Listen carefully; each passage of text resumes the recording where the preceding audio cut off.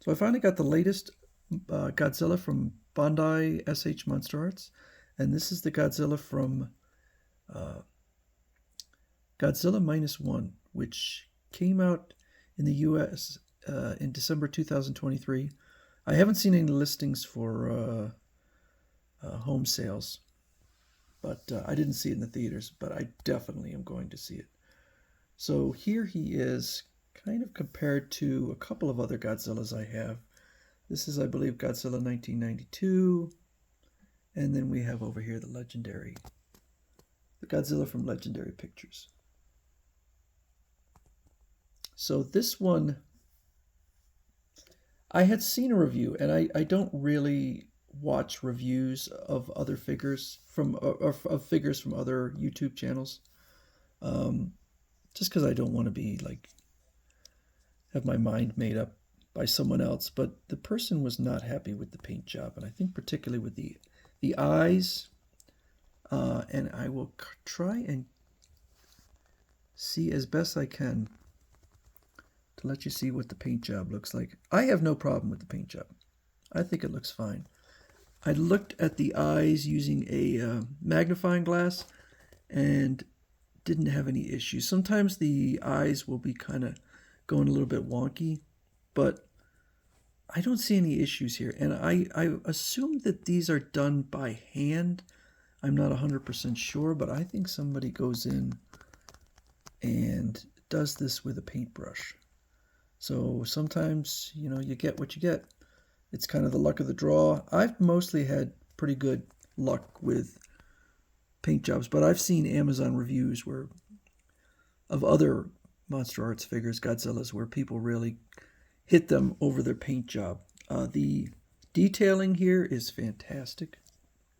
The head is smaller than traditional Toho Godzillas, and I think that other than Shin Godzilla, this is the first Godzilla from Toho that is all CGI, so that gives them the ability to make it look less like a human in a costume. He's got some big feet. I don't recall any Godzilla I own having feet that big and some big meaty thighs. Super meaty. It's plastic, but boy, it feels hard. It feels really hard and rough. A lot of detailing on here. And I would say that this is definitely not a toy and not to be played with, because these are just going to break. There's no way I can imagine you playing with this and not breaking some of these spines, because they're so thin and they feel very delicate. So this is something that's definitely just going to go on my shelf. I'll show a little bit more detail. I think that Bandai probably produces the pound for pound highest quality. There are more expensive. There are companies that make more expensive. There are companies that make a lot cheaper. But for a 6.5-inch figure, these spines are so delicate. I shouldn't hold them that way. For a 6.5-inch figure, I don't remember what I paid for it. There was a premium on this one. This one was more expensive than other Godzillas from Bandai.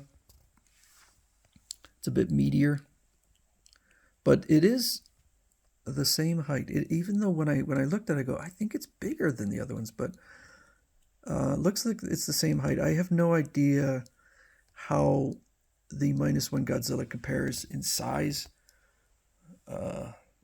And I'm not talking the physical size of the toy, but the figure, but in the film, its size compared to other Godzillas. But he looks big and rough and rugged and tough. So I think I got one of the good ones, even though when I got the figure, the head was popped off, but I put it right back on, had no problem. It doesn't come with any gimmicks or anything, which is pretty standard for Godzilla. I have seen Godzillas that included like the atomic breath, but I don't know that I own any. But overall, I'm super impressed.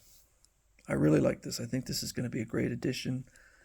Makes me want to see the film even more.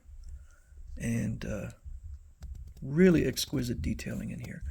The articulation is never great with these Monster Arts figures, but they do look gorgeous. So that is Godzilla Minus One from Bandai, s.h.monsterarts.